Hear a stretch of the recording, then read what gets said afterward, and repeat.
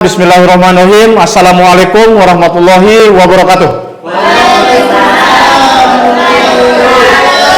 Gimana kabar semua? Sehat? Masih semangat? SMKN 27 kami? Yes. Oke. Baik.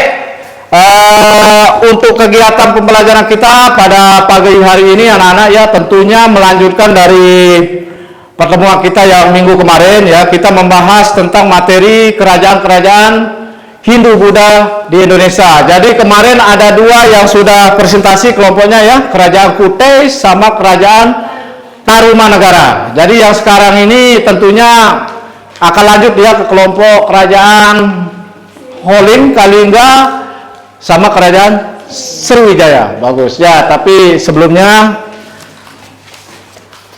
untuk lebih barokahnya ya anak-anakku sekalian, apa yang kita pelajari untuk pagi hari ini, marilah kita sama-sama berdoa. Semoga apa yang kita pelajari pada pagi hari ini ada manfaatnya. Berdoa dalam hati. Mulai.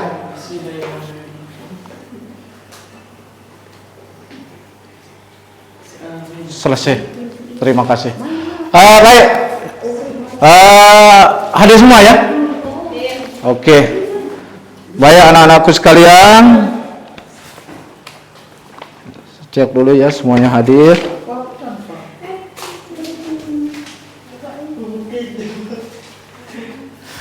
Baik anak-anakku sekalian, jadi sama seperti yang kemarin, ini terkait dengan masalah profil Pancasila ya.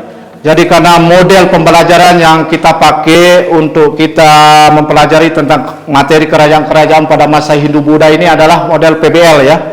Tentunya sekolah kita ini sudah pakai kurikulum merdeka. Jadi ada profil Pancasila. Tentunya di sini dua yang menjadi penilaian juga di profil Pancasila ini itu yaitu gotong royong sama bernalar kritis. Ini terkait dengan masalah model dan materi pembelajaran yang kita akan bahas. Ini yang minggu kemarin tetap Pak Guru jelaskan ya. Jadi kerjasama, kepedulianmu itu, kemudian tentunya nanti dikembangkan di bernalar kritis itu ya. Jadi pelajar Indonesia itu harus mampu dan mempunyai jiwa gotong royong itu ya. Jadi kerjasama. Jadi tujuannya ya supaya untuk meringankan kerja yang berat ya, supaya lebih ringan lagi dia. Baik anak-anakku sekalian, jadi untuk kegiatan kita pada pagi hari ini kita akan melanjutkan presentasi dari kelompok yang kemarin yang masih belum, tinggal 2 kelompok. Tapi masih ingat gak yang kemarin itu? Jadi untuk prasasti Yupa itu berasal dari kerajaan mana? Yupa. Kerajaan Kutai. Kerajaan Kutai ini berasal dari mana? Kalimantan. Bagus sekali ya. Jadi silakan untuk kita lebih menyingkat waktu, yang presentasi sekarang adalah kelompok dari kerajaan Kalingga atau kerajaan Holin ya. Silakan kelompok 3 Yuliana Samira ya. Silakan Yuliana Samira untuk mempresentasikan hasil pembahasan diskusi kelompoknya yang kemarin tentang kerajaan Holin atau kerajaan Kalingga. Silakan Yuliana Samira. Ya, dibaca mana hasilnya yang kemarin. Silakan. Dibuka dulu Yuliana.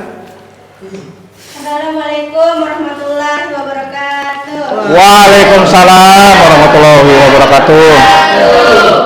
Kami ingin mempresentasikan hasil diskusi kami Tentang kerajaan Holin atau Kalingga. Silakan Yul, waktu dan tempat dipersilakan. 1. Sejarah berdirinya kerajaan Kalingga atau Holin, juga dikenal dengan nama kerajaan Holin yang letaknya berada di Jawa Tengah. Nama Kalingga bukan berasal dari Nusantara.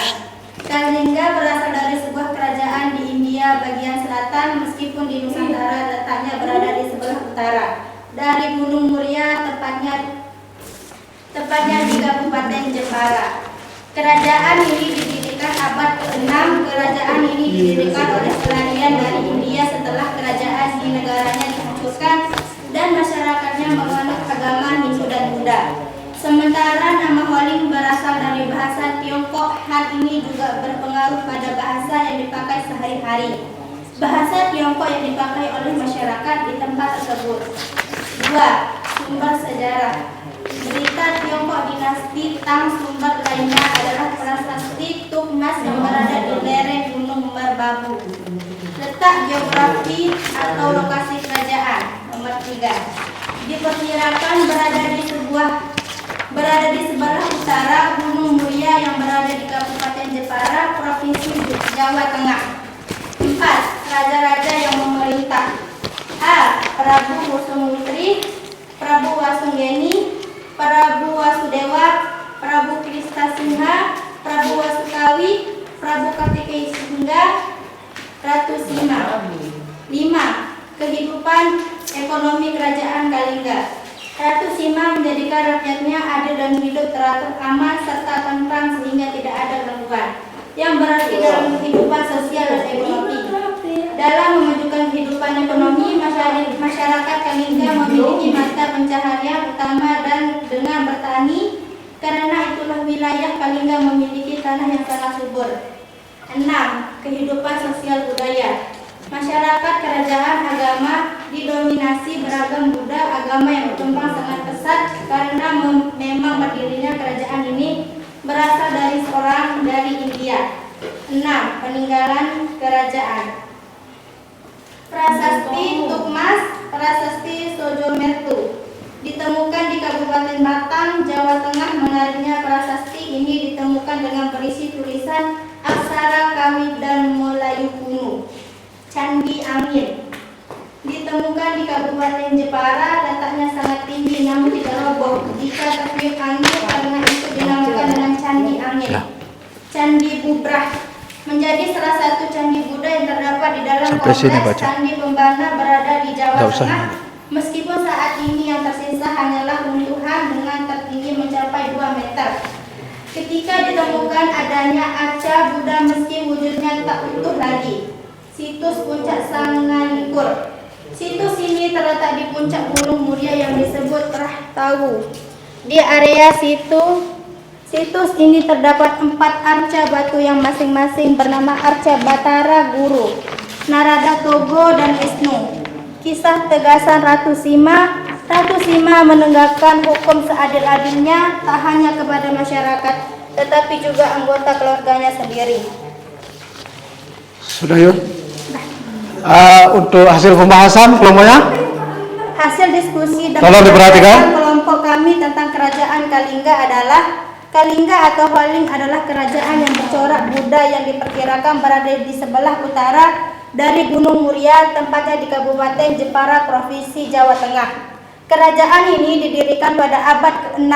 Kerajaan ini didirikan oleh orang pelarian dari India. Raja yang terkenal adalah Ratu Sima yang terkenal, adil dan tegas dan tanpa pandang bulu. Baik, terima kasih. Silakan ditutup saja, Yul.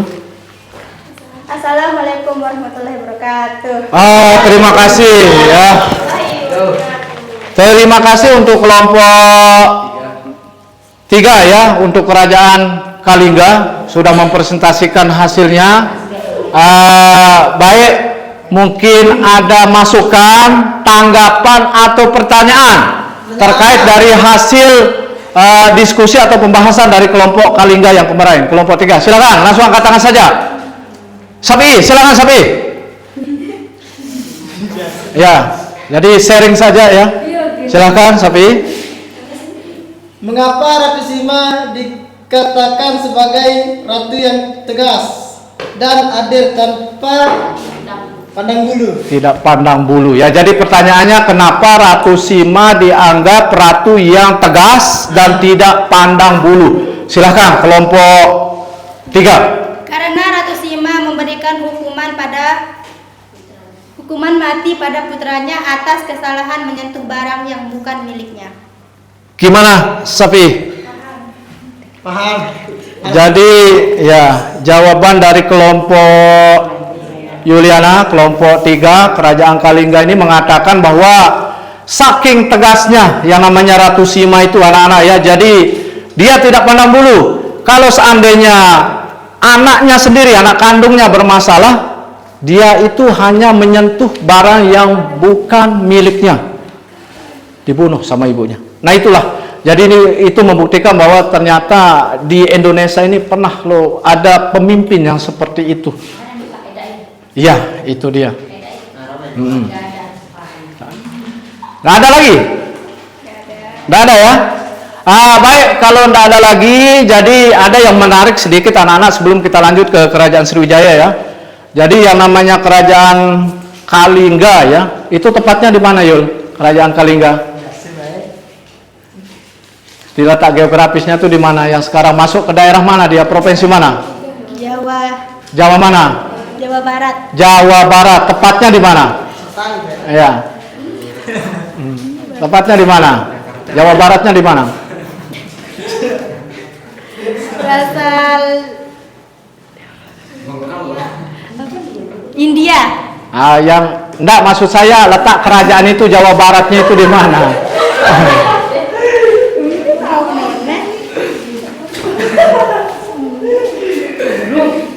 Letak geografisnya loh.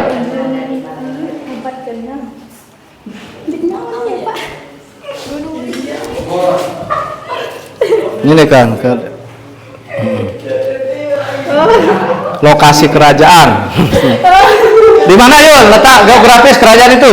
Sebelah utara Gunung Muria. Ya, tepatnya di Jawa. Yang berada di Kabupaten Jepara, Provinsi Jawa Tengah. Jawa Tengah. Tadi bilangnya Jawa Barat. Iya. Nah, letak kok. Ya. Baik. Jadi itu anak-anakku sekalian ya untuk presentasi dari kelompok 3 tentang Kerajaan Kalingga ya. Jadi Kerajaan Kalingga itu seringkali disebut Holing, ini yang menarik ya.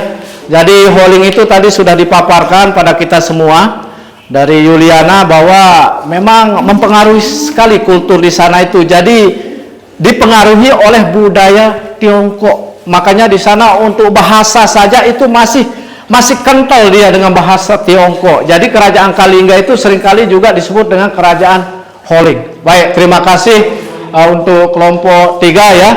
Baik, kita lanjut sekarang ke kelompok terakhir presentasinya, ini Kerajaan Sriwijaya. Siapa yang mewakili?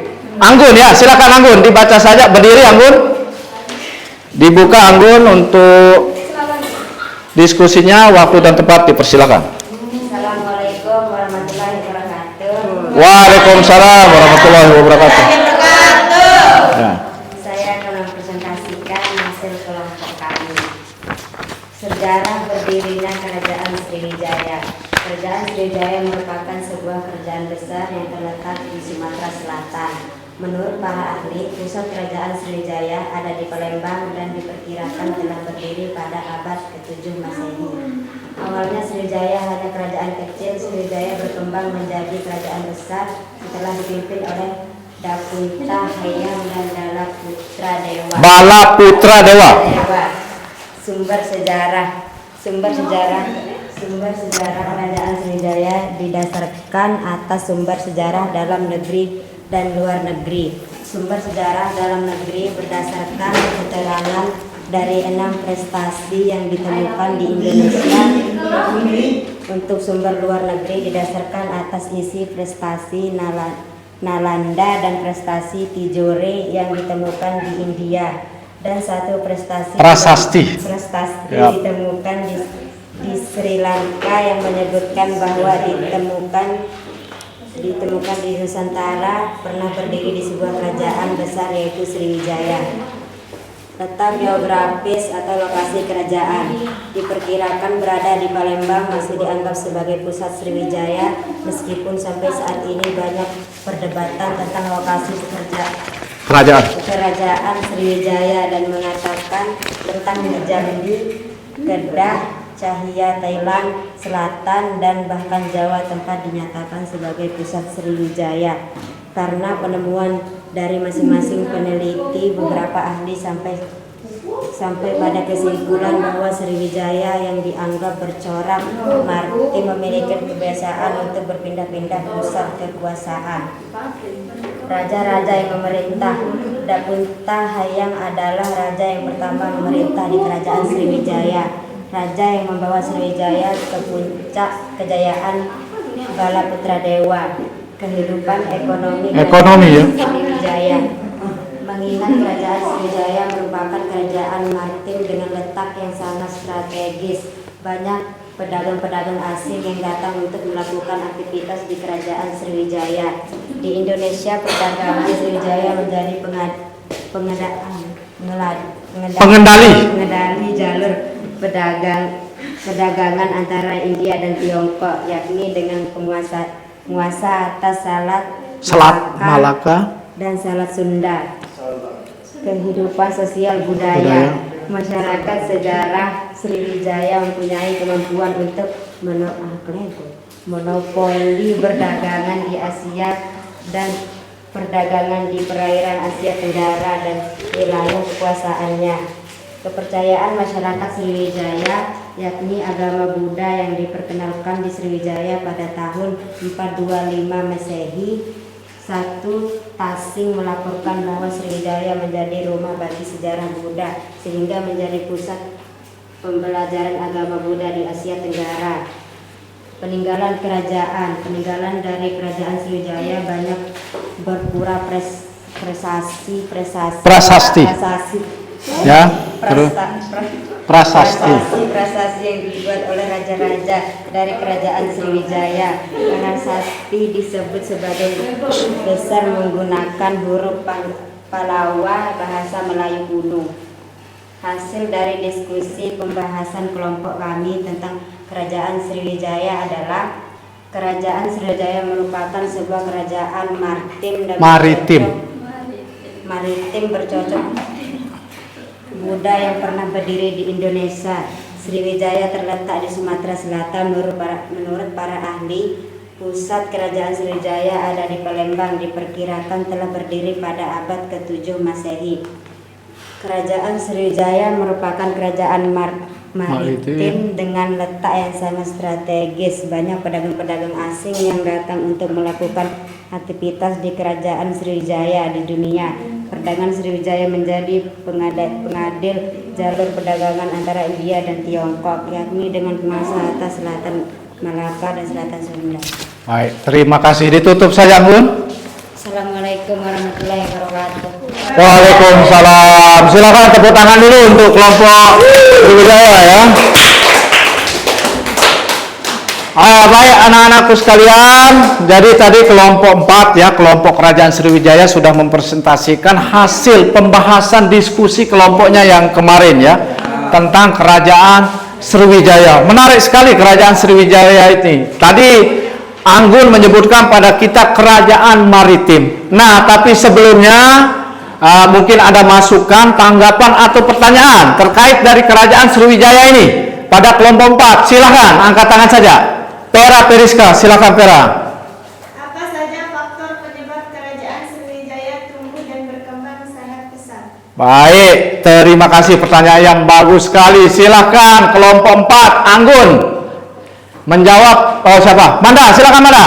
Ini anggota kelompok 4 Sriwijaya, silakan dijawab Manda. Untuk hasilnya, faktor yang menyebabkan kerajaan Sriwijaya berkembang menjadi kerajaan yang pesat atau maju, silakan Manda. Langsung. Daerah kekuasaan yang luas dan strategis, memiliki armada militer yang kuat, perkembangan sosial budaya yang maju sebagai pusat perkembangan agama Buddha di Asia Tenggara. Baik, bagus sekali ya jawabannya. Tepuk tangan dulu untuk kelompoknya Sriwijaya ya. Bagaimana Pera? Paham sudah ya? Jadi terkait masalah Sriwijaya ini merupakan kerajaan yang paling menarik anak-anak ya. Jadi Sriwijaya ini seringkali disebut dengan negara Nusantara satu di Indonesia. Jadi kenapa dikatakan negara Nusantara satu? Jadi pengaruhnya yang sangat besar Sriwijaya ini.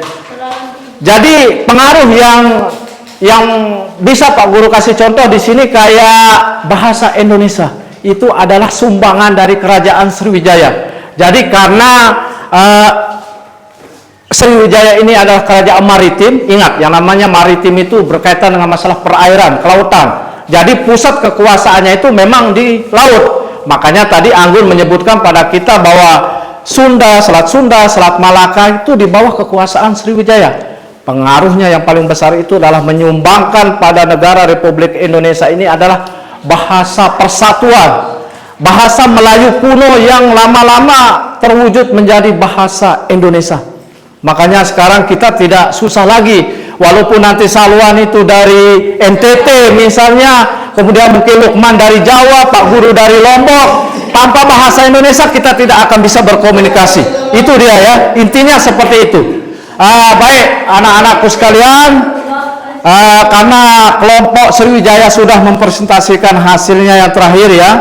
Jadi untuk kegiatan kita yang sekarang ini tentunya Pak Guru mau tahu sejauh mana sih pemahaman kalian itu nanti tentang 4 kerajaan yang kita udah bahas dari kemarin.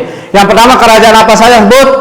Kutai, kemudian Tarumanegara, kerajaan Kalingga, terus yang terakhir Sriwijaya. Nah ini Pak Guru mau membagikan kalian tes ya.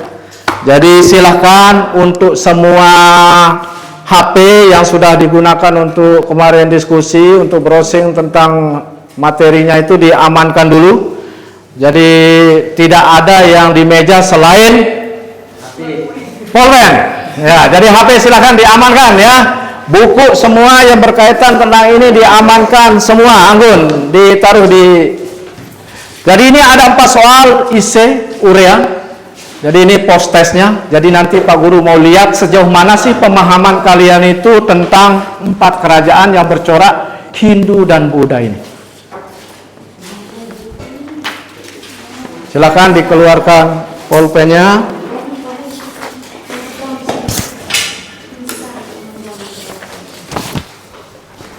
Indra, HP-nya diamankan. Sania, kenapa lama sekali Sania? Kurang gizi, Pak. Kurang gizi. Nurul, Restu, Salwan. Silakan anak-anakku sekalian dikerjakan untuk Anda sudah ya? Belum? Dibaca dulu soalnya ini terkait dengan 4 kerajaan yang kemarin kita bahas ya. Kerajaan Kutai, tulis namanya di atas ya.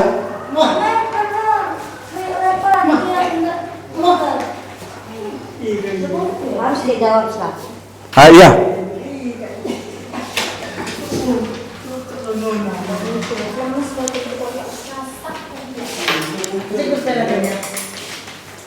Silakan dikerjakan saja.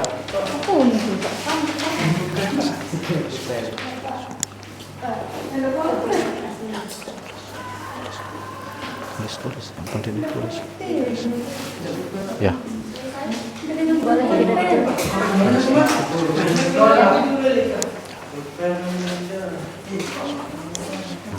Itu lihat. Mana? Ada yang sulit soalnya? Mana Pak? Iya, ada ini. Masa ini sudah dibahas kemarin didiskusikan tidak bisa dijawab. Yang betul. Ya, silakan Nurul dikerjakan.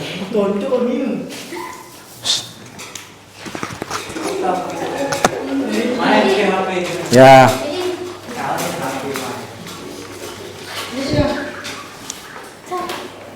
Diamankan di bawah ini nak. Oke. Oke. Di samping aja. Nih di bawah. Oke, silakan dikerjakan ya. Mohon silent ya. Silent please. Jadi usahakan kerja sendiri. Kalau yang kemarin kan gotong royong kerjanya, kerjasama. Kalau yang sekarang tidak boleh kerjasama.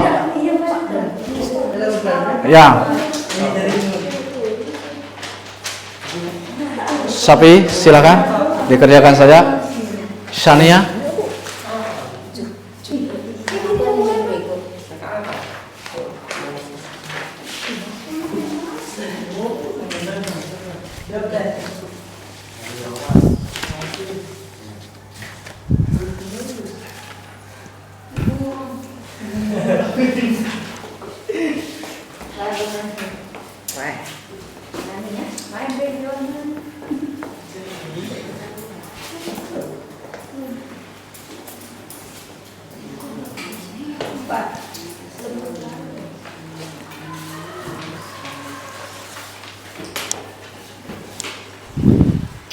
Agak lurusin sedikit sama yang di belakang bangku misalnya.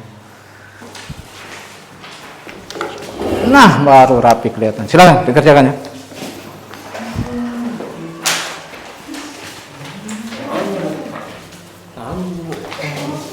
Apa yang sulit? Tulis soalnya ini lagi. Ini tulis lagi ini. Yang ini lagi sini. Ya, ya lihat dulu soalnya baik-baik baru dikerjakan ya. Oh, ini sudah bagus sudah ini. Nah, silakan tinggal mana ada yang sulit apa? Oke. Oke. Ya. Tak boleh. Dikerjakan saja.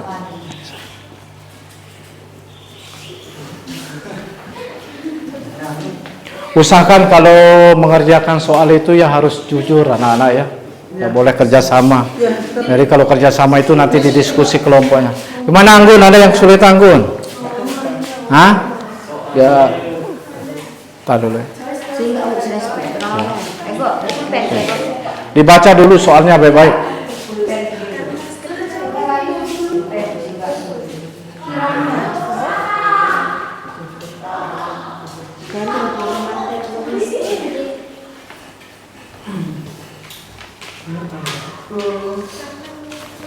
Pertanyaan yang pertama itu kan sudah jelas ya, siapa saja raja yang pernah memerintah di kerajaan Kutai ya. Ini kemarin dipresentasikan sama Restu ini. Pertanyaan kedua, apa saja prasasti peninggalan dari kerajaan Tarumanegara? Dia tinggal ditulis saja. Yang ketiga, mengapa Ratu Sima dikatakan sebagai ratu paling tegas dan adil tanpa pandang bulu? Soal yang keempat, kerajaan Sriwijaya merupakan kerajaan besar yang pernah berdiri di Indonesia.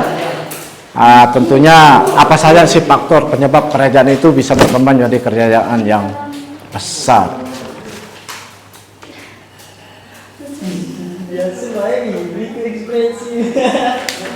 Silain Rio dikerjakan ya. Nanti kalau ada yang kesulitan, silakan ditanyakan sama Pak Guru ya.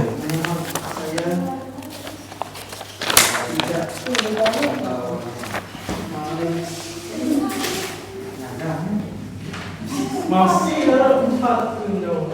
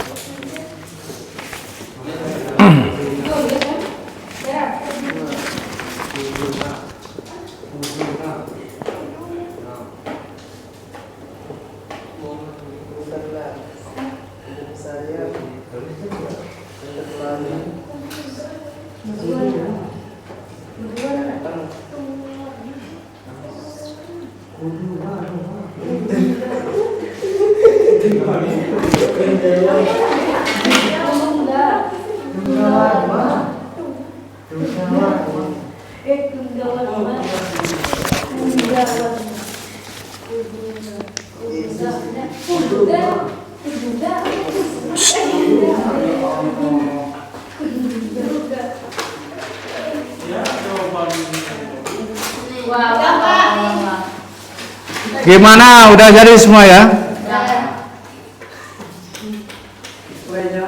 Jul, Lukman, udah jadi semua ya?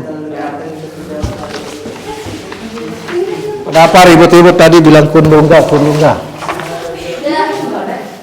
Udah Pak. Udah jadi ya?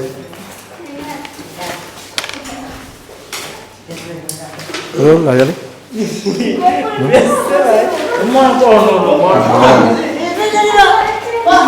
Ya sebentar dulu.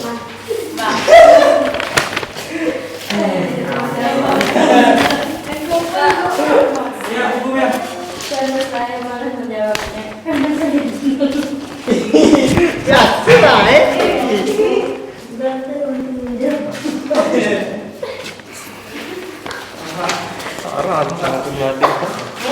Apa ini?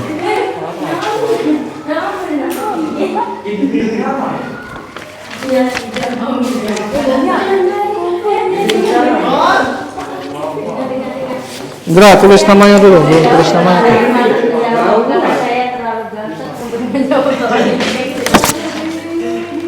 Kenapa Shania?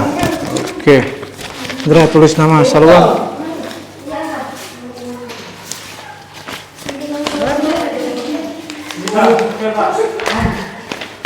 Udah ya?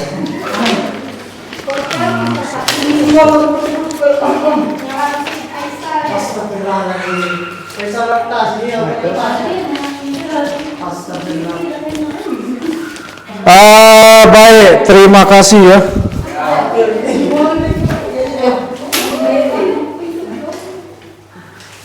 Terima kasih. Baik, kalau diperhatikan anak-anakku semua, ini kelihatannya lemah sekali sudah semangatnya ini. Untuk kelas 10 ini. SMKN 2 Pujut? Bisa. Bisa. Lagi sekali ya, SMKN 2 Pujut? Bisa. Bisa. Terima kasih, harus semangat ya. Baik, terima kasih. Jadi ini soalnya 4 karena memang sudah dibahas ya, masa ini tidak bisa ya. Jadi ini nanti masuk ke penilaian, begitu juga dengan diskusimu yang kemarin. Kemudian presentasinya juga ada penilaiannya ya. Baik anak-anakku sekalian, karena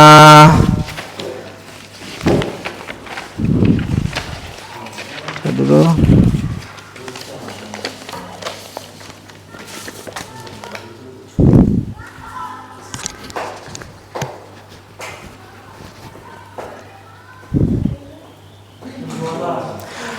Baik, sedikit tolong diperhatikan anak-anak ya. Jadi kita sudah membahas 4 kerajaan yang bercorak Hindu dan Buddha ya. Dari 4 kerajaan itu ada kerajaan yang memang punya pengaruh yang paling besar untuk negara Indonesia kita ini. Ada kerajaan yang tertua juga. Jadi kerajaan yang tertua itu kerajaan apa, Vera? Kerajaan Kutai. Jadi kerajaan Kutai itu adalah kerajaan yang tertua, yang bercorak Hindu. Sedangkan Sriwijaya itu coraknya Buddha. Tapi setelah Pak Guru amati, setelah kita dari kemarin melakukan pembahasan, diskusi tentang 4 kerajaan ini anak-anak, walaupun di sana sudah ada coraknya agamanya Buddha, Hindu, tapi yang namanya toleransi itu tetap terjaga loh. Contohnya di kerajaan Kutai sama kerajaan Tarumanegara itu. Jadi di sana itu walaupun ada yang memang masyarakatnya menganut agama Hindu, ada masyarakatnya menganut kepercayaan lokal seperti animisme dan dinamisme itu, tapi tidak ada benturan, tidak ada gesekan. Jadi ini sebenarnya anak-anak yang kita harapkan sekali, karena Indonesia ini kan 5 agama. Islam, Kristen, terus Buddha, Hindu, Konghucu yang terakhir. Sekarang 5. Jadi mudah-mudahan nanti tentunya walaupun kita ini mempunyai ya Kristen Katolik itu masuk, dia kan Kristen itu 2, ada Kristen Protestan dan Katolik. Tapi tetap dia Kristen, di bawah nama Kristen kan. Jadi 5 agama sekarang, ada Konghucunya. Jadi mudah-mudahan ya, walaupun kita ini banyak kepercayaan, beda kepercayaan, tapi toleransinya itu tetap terjaga. Jadi sebenarnya walaupun kerajaan-kerajaan besar yang pernah ada di Indonesia ini dibawa oleh India ya, seperti Kutai itu, Kemudian kerajaan-kerajaan lain itu kebanyakan memang pendirinya itu adalah orang-orang India ya. Makanya Pak Guru dah heran juga kalau Indonesia ini suka sekali lihat gaya-gaya orang India, malahan sampai lagunya saja menjadi lagu favorit ya. Berarti memang kultur Indianya itu sudah menyatu di kehidupan kita ya. Jadi bisa kita lihat setelah kita melakukan analisis, menggali informasi dari kerajaan-kerajaan ini, dari Kutai, Tarumanegara, Kalingga, Sriwijaya, ternyata luar biasa sekali. Ada kerajaan yang tertua yang memang dasar dari sejarawan itu bahwa setelah ditemukan prasasti Yupa yang Pak Guru tampilkan kemarin yang berbentuk yang ditulis di batu itu ya. Jadi sebenarnya namanya prasasti itu dokumen, anak-anak ya, dokumen seperti kita akan menulis. Tapi pada waktu itu kan belum tersedianya kertas. Makanya ada lontar, yang namanya lontar itu kan ditulis dari daun apa namanya, Vera? Bukan pandan, itu kan ada di sebelah sekolah kita itu, ada daun lontar itu. Daun apa namanya itu? Ini kan daun banyak sekali di sini, bukan pandan Indra. Itu dipakai nulis sama orang tua kita dulu. Kemudian bukan hanya itu saja, dari kulit binatang. Tapi kan tidak bertahan lama. Makanya untuk bertahan lamanya ditulislah di batu. Ditemukan prasasti Yupa itu. Jadi tujuannya supaya awet. Tapi ingat, isi dari prasasti itu semua tentunya hanya menceritakan kisah dari para raja-raja itu. Kisah kebesaran dari raja itu. Makanya dari sanalah para peneliti itu menggali bahwa Sriwijaya itu memang mempunyai kekuasaan itu karena dia ada prasastinya yang menerangkan itu. Raja dari kerajaan Sriwijaya yang paling terkenal itu namanya Bala Putra Dewa. Baik, anak-anakku sekalian, karena waktu juga ya, jadi kita sudah membahas 4 kerajaan seperti yang Pak Guru terangkan tadi. Mungkin sebelum Pak Guru akhiri di sini ada yang kurang paham nggak? Ada yang mau ditanyakan nggak terkait 4 kerajaan yang kita udah bahas kemarin? Udah paham semua ya? Jadi untuk hasil kerjanya nanti Pak Guru akan periksa. Besok kita akan lanjutkan lagi ke kerajaan yang bercorak Islam, yaitu untuk materi kita yang minggu depan. Baik, mungkin ini saja yang Pak Guru bisa sampaikan pada pertemuan pagi hari ini anak-anak. Tapi tentunya untuk lebih semangat lagi, SMKN 2 Pujut bisa. Yes. Baik, terima kasih anak-anak. Pak Guru akhiri saja. Wabillahi taufiq wal hidayah. Wassalamualaikum warahmatullahi wabarakatuh.